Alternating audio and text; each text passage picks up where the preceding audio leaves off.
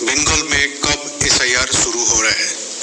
जहां तक वेस्ट बंगाल के एसआईआर की तारीख की बात है, हम तीनों, अगर आप आधार के बारे में आपने बोला, माननीय सुप्रीम कोर्ट का स्पष्ट आदेश है। অবশেষে আজকে পশ্চিমবঙ্গের এসআইআর নিয়ে মুখ খুলল জাতীয় নির্বাচন কমিশন।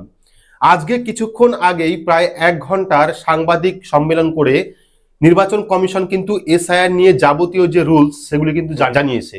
অর্থাৎ বিহারে যে এসআইআর হলো তার কি নিয়ম ছিল, বা এসআইআর করতে কোন কোন নিয়মের প্রয়োজন, এসআইআর কেন করা হয়, বা ভোটার কার্ডের যে সমস্ত ফর্ম রয়েছে সেই সমস্ত ফর্মের কি প্রয়োজন, এই নিয়ে কিন্তু বিভিন্ন আলোচনা হয়েছে।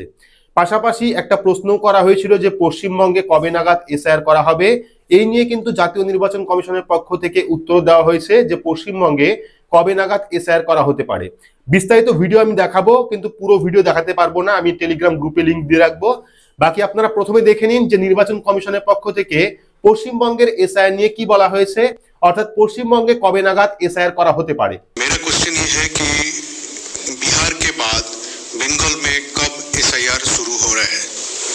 जहां तक वेस्ट बंगाल के एसआईआर की तारीख की बात है, हम तीनों कमिश्नर्स एक उचित समय देखकर उसका निर्णय लेंगे कि कब वेस्ट बंगाल में होना है या देश के अन्य राज्यों में कब होना है। उसकी तारीखों का ऐलान आने वाले समय में उचित समय पर किया जाएगा। এর পাশাপাশি আধার কার্ড নিয়েও কিন্তু প্রশ্ন করা হয়েছিল, অর্থাৎ ভোটার কার্ড ভেরিফিকেশনে আধার কার্ড দেওয়া যাবে কিনা, এই নিয়েও কিন্তু নির্বাচন কমিশনারকে প্রশ্ন করা হয়েছিল। সেই প্রশ্নের উত্তর তিনি কি দিয়েছেন সেটাও আপনারা শুনে নিন। अगर आप आधार के बारे में आपने बोला, माननीय सुप्रीम कोर्ट का स्पष्ट आदेश है कि जो लोग एग्रीव्ड हैं, जो लोग ड्राफ्ट सूची से एग्रीव्ड हैं, वो लोग अपने इन्यूमरेशन फॉर्म को आधार के साथ जमा कर सकते हैं।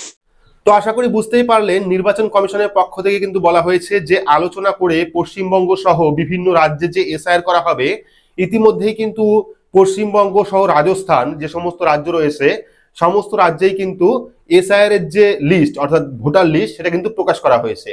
তো সেখানে নির্বাচন কমিশন জানিয়েছে যে পশ্চিমবঙ্গ নিয়ে আলোচনা হয়ে একটা কিন্তু গাইডলাইন প্রকাশ করে দেবে নির্বাচন কমিশন। একটা কথা পরিষ্কার যে পশ্চিমবঙ্গে এসআইআর হচ্ছে এবং এসআইআর হলে কোন কোন নিয়ম থাকবে তার কিন্তু গাইডলাইন নির্বাচন কমিশন প্রকাশ করে দেবে। বাকি ভোটার কার্ড নিয়ে বিভিন্ন আলোচনা হয়েছে, কেউ যদি ট্রান্সফার হন সেক্ষেত্রে কোন নিয়ম থাকে, বা যদি কেউ 8 নাম্বার ফর্ম ফিল আপ করেন, বা কেউ যদি 6 নাম্বার ফর্ম ফিল আপ করেন, কেউ যদি 7 নাম্বার ফর্ম ফিল আপ করেন, সেক্ষেত্রে কোন কোন নিয়ম থাকে। বাকি নির্বাচন কমিশনের পক্ষ থেকে কিন্তু এটাও বলা হয়েছে কারোর ভোটার কার্ড বা ভোটার নাম্বার বা কারো ভোটার ছবি কিন্তু অনলাইনে পোস্ট করা উচিত নয়। সেক্ষেত্রে আপনারা যারা ভোটার লিস্ট নিয়ে বা ভোটার যে ছবি রয়েছে সেগুলি চেষ্টা করবেন অনলাইনে প্রকাশ না করার জন্য। তো এবার ভোটার এসআইআর নিয়ে কি কি আলোচনা হলো ডিটেলস আপনাদের দেখাই। তো এখানে আপনারা দেখতে পাচ্ছেন পশ্চিমবঙ্গে এসআইআর কবে থেকে শুরু তার সঠিক সময়ে ঘোষণা করা হবে, জানালেন মুখ্য নির্বাচন কমিশনার জ্ঞানেশ কুমার। তো আজকে অনেকগুলি বিষয় কিন্তু আলোচনা হয়েছে, আমি এক এক করে সম্পূর্ণ ডিটেলস বলছি আপনাদের। তো দেখুন, প্রথমে রয়েছে পশ্চিমবঙ্গে এসআইআর কবে।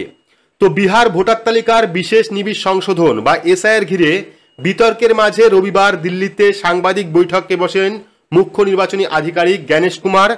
সেখানে বিহারের পাশাপাশি পশ্চিমবঙ্গের প্রসঙ্গও উঠে আসে, অর্থাৎ আজকে কিন্তু পশ্চিমবঙ্গের প্রসঙ্গও উঠে এসেছিল। পশ্চিমবঙ্গে কবে থেকে এসআইআর শুরু হবে তা জানতে চাওয়া হয় মুখ্য নির্বাচন কমিশনারের কাছে। ওই সময় সাংবাদিক বৈঠকে অপর দুই নির্বাচন কমিশনার সুখবীর সিং সাধু এবং বিবেক যোশী উপস্থিত ছিলেন। জ্ঞানেশ জানান তারা 3 জন মিলে এ বিষয়ে সিদ্ধান্ত নেবেন। পশ্চিমবঙ্গে বা অন্য কোনো রাজ্যে কবে এসআইআর শুরু হবে তা পরবর্তীকালে কিন্তু সঠিক সময়ে ঘোষণা করা হবে, অর্থাৎ পশ্চিমবঙ্গ সহ আরব যে সমস্ত রাজ্যে এসআইআর হবে তার দিনক্ষণ কিন্তু ঠিক করে তারপরে জানাবে নির্বাচন কমিশনার, এমনটা কিন্তু বলা হয়েছে। পরবর্তী প্রমাণ ছাড়া কারো নাম বাদ যাবে না, এমনটা জানিয়েছে কমিশন। তো প্রমাণ ছাড়া কোনো ভোটারের নাম তালিকা থেকে বাদ দেওয়া যাবে না। রবিবার সাংবাদিক বৈঠকে এমনটাই জানান মুখ্য নির্বাচন কমিশনার। তিনি আশ্বস্ত করেন প্রত্যেক ভোটারের পাশে শক্ত হয়ে দাঁড়িয়ে থাকবে নির্বাচন কমিশন। পরবর্তী বাড়ির নাম্বার 0 কি ব্যাখ্যা কমিশনের, অর্থাৎ ইতিমধ্যে দেখা গেছে বিভিন্ন ভোটার কার্ডে একই সিরিয়াল নাম্বার রয়েছে বাড়ির নাম্বারে, অর্থাৎ 0। তো এই নিয়ে কি ব্যাখ্যা রয়েছে, বিহারের খসড়া তালিকায় প্রায় 80,000 ভোটারের বাড়ির ঠিকানা শূন্য বলে অভিযোগ রয়েছে। তবে কমিশনের ব্যাখ্যা, বাড়ির ঠিকানা শূন্য থাকা মানে তিনি ভুয়ো ভোটার নন। অনেক ক্ষেত্রে বাড়ির নাম্বার থাকে না, সেগুলি শূন্য হিসাবে ধরা হয়েছে। অর্থাৎ যে সমস্ত বাড়ির নাম্বার পায়নি সেগুলি কিন্তু শূন্য হিসাবে দেখানো হয়েছে, এমনটা জানিয়েছে কমিশনার। পরবর্তী, এত মৃত ভোটার কোথা থেকে এলেন? অর্থাৎ বিহারে যে এসআইআর হলো সেখানে কিন্তু অনেক মৃত ভোটার দেখা গেছে, তো সেই মৃত ভোটার কোথা থেকে এলো? তো 6 মাসের মধ্যে এত সংখ্যক মৃত ভোটার কোথা থেকে এলো তা নিয়েও কিন্তু প্রশ্ন করা হয় সাংবাদিক বৈঠকে। জবাবে মুখ্য নির্বাচনী কমিশনার জানান, গত 20 বছর ধরে যখন ভোটার তালিকা সংশোধন হয়েছে তখন বাড়ি বাড়ি গিয়ে এনুমিনেশন ফর্ম দেওয়া হয়নি। এক্ষেত্রে কারো মৃত্যুর তথ্য পরিবারের সদস্যরা না জানালে বিএলওদের পক্ষে তা জানা সম্ভব নয়। ওই মৃত ভোটারের তালিকা শুধুমাত্র 6 মাসের নয়, গত 20 বছর ধরে যে মৃত ভোটারদের তথ্য কমিশনের নথিতে ছিল তাও রয়েছে, এনুমিনেশন ফর্মের মাধ্যমে তা পাওয়া যাচ্ছে। অর্থাৎ যারা মৃত তাদের কিন্তু কোনো রকম ভোটার কার্ড সারেন্ডার করা হয়নি এবং সেই এনুমিনেশন ফর্মের মাধ্যমে কিন্তু সেগুলি স্পষ্ট হয়ে গেছে যে কারা কারা মৃত রয়েছেন। পরবর্তী তালিকায় 2 জায়গায় নাম কেন? একই ব্যক্তির নাম 2 তালিকায় কেন? কমিশনের বক্তব্য, এর আগে অভিযোগ উঠেছিল একই এপিক নাম্বারে একাধিক ব্যক্তি রয়েছে। মুখ্য নির্বাচন কমিশনার বলেন, ডুপ্লিকেট এপিক 2 ভাবে হতে পারে। পশ্চিমবঙ্গের এক বাসিন্দা এবং হরিয়ানার এক বাসিন্দার একই এপিক নাম্বার ছিল। গত মার্চে এই বিষয়ে প্রশ্ন ওঠার পর কমিশন সেই সমস্যা দেশব্যাপী সমাধান করেছে। প্রায় 3 লক্ষ লোকের এপিক নাম্বার একই ছিল, সেটি বদলে দেওয়া হয়েছে যাতে একই এপিক নাম্বারে একাধিক জন না থাকেন। আবার অনেক ক্ষেত্রে এমনও ঘটনা ঘটে যখন একই ব্যক্তি একাধিক জায়গায় ভোটার তালিকায় নাম থাকছে, তাদের এপিক নাম্বারও আলাদা, কারণ অনেকে অন্যত্র স্থায়ীভাবে বসবাস করছেন কিন্তু আগের ঠিকানায় নাম বাদ দেওয়ার জন্য আবেদন করছেন না। অর্থাৎ আগে একজন ব্যক্তি এক জায়গায় ছিল, সেই জায়গার অ্যাড্রেসে সেই জায়গার ভোটার কার্ড ছিল, কিন্তু তিনি পরবর্তী সময় অন্য কোনো রাজ্যে বা অন্য কোনো জায়গায় চলে গেছেন, কিন্তু তিনি ভোটার কার্ড সারেন্ডার করেননি বা কিছু পাল্টাননি। সেক্ষেত্রে কিন্তু সেই মানুষটার নাম 2টি বিধানসভায় রয়েছে, এমনটা জানিয়েছে নির্বাচন কমিশনার। পরবর্তী, বিদেশিরা ভোট দিতে পারবেন না, এমনটা জানিয়েছে কমিশন। অর্থাৎ বিদেশিরা কিন্তু ভোট দিতে পারবেন না ভারতে, এমনটা জানিয়েছে নির্বাচন কমিশন। কি বলা হয়েছে? মুখ্য নির্বাচন কমিশনার বলেন, বিহারে ভোটার তালিকায় কতজন নেপালি কতজন বাংলাদেশি রয়েছে তা নিয়েও প্রশ্ন উঠেছে। আমি স্পষ্ট করে দিতে চাই, সংবিধান অনুসারে শুধুমাত্র ভারতের নাগরিকরাই বিধায়ক এবং সাংসদ বাছতে পারেন, অন্যদের সেই অধিকার নেই। 30শে সেপ্টেম্বর পর্যন্ত যাচাই হবে, অর্থাৎ এই যে যাচাই পর্ব সেটা কিন্তু 30শে সেপ্টেম্বর পর্যন্ত হবে। যারা আমাদের দেশের নাগরিক নন তারা ভোট দিতে পারবেন না। পরবর্তী, আবার বলা হয়েছে পশ্চিমবঙ্গে কবে এসআইআর? তো পশ্চিমবঙ্গে কবে এসআইআর শুরু হচ্ছে তা নিয়ে রবিবার অর্থাৎ আজকেও কিন্তু প্রশ্ন করা হয় মুখ্য নির্বাচন আধিকারিককে। তিনি জানান, পশ্চিমবঙ্গে বা অন্য রাজ্যে কবে এসআইআর হবে তা পরবর্তীকালে সঠিক সময়ে ঘোষণা করা হবে। এর পরবর্তী, কেন এসআইআর প্রয়োজন, কি ব্যাখ্যা কমিশনের? অর্থাৎ এসআইআরটা কেন প্রয়োজন? কেন এসআইআর প্রয়োজন হলো? এসআইআর এবং অন্য ভোটার তালিকা সংশোধনী ফারাক কি? তো মুখ্য নির্বাচনী আধিকারিক এই ব্যাখ্যা দেন, তার কথায় প্রতি বছর যে সংশোধন হয় তা অনেকটা র্যান্ডম প্রসেসে হয়। এখনো পর্যন্ত দেশে 10 বারের বেশি এসআইআর করা হয়েছে। ভোটার তালিকার সব থেকে ব্যাপক শুদ্ধিকরণের জন্য এই এসআইআর এর প্রয়োজন। অর্থাৎ এসআইআর করা হয় ভোটার লিস্ট শুদ্ধিকরণের জন্য, এমনটা জানিয়েছে নির্বাচন কমিশনার।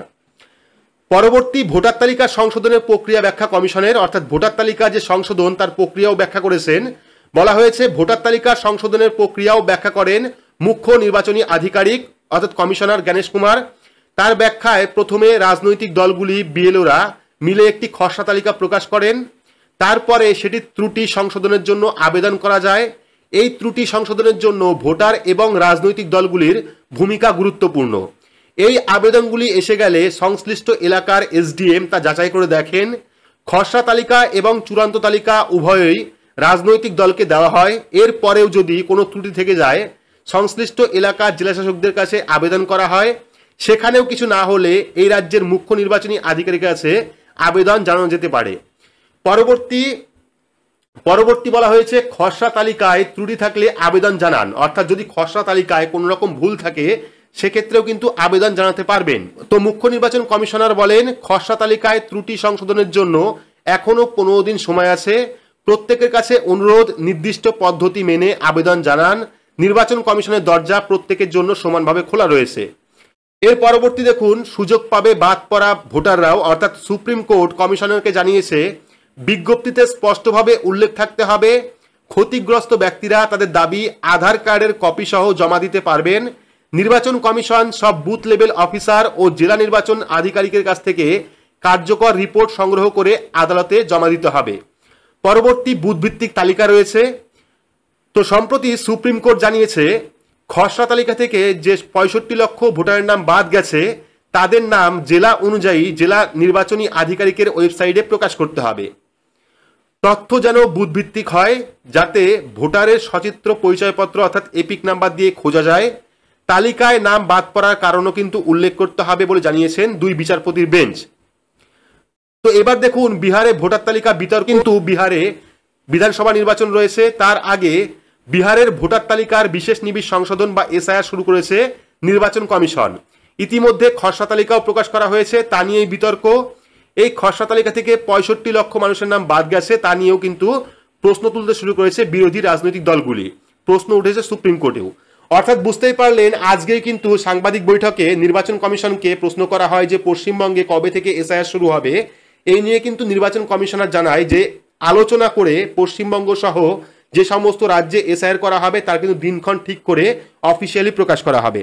পাশাপাশি যাদের নাম বাদ গেছে তারা কিন্তু আধার কার্ড দিয়েও আবেদন করতে পারবে। তো বিস্তারিত ভিডিও লিঙ্ক আমি হোয়াটসঅ্যাপ গ্রুপে এবং টেলিগ্রাম গ্রুপে দিয়ে রাখবো, আপনারা গিয়ে অবশ্যই দেখতে পারেন। পাশাপাশি ভোটার কার্ড এসআইআর নিয়ে অর্থাৎ পশ্চিমবঙ্গে ভোটার এসআইআর নিয়ে পরবর্তী সময় কি কি আপডেট আসে, নির্বাচন কমিশনের পক্ষ থেকে কোন কোন গাইডলাইন দেওয়া হয় বা কবে থেকে পশ্চিমবঙ্গে এসআইআর শুরু হবে, এই নিয়ে যখন অফিসিয়ালি কোনো আপডেট আসবে অবশ্যই কিন্তু আপনারা চ্যানেলের মাধ্যমে জানতে পারবেন। তাই চ্যানেলটিকে অবশ্যই সাবস্ক্রাইব করে রাখবেন এবং পাশে রাখা বেল আইকনটি প্রেস করে নোটিফিকেশন অল করে রাখবেন এই রকম গুরুত্বপূর্ণ আপডেট সবার আগে পেতে। তো আজকের মতো এইটুকুই, ধন্যবাদ।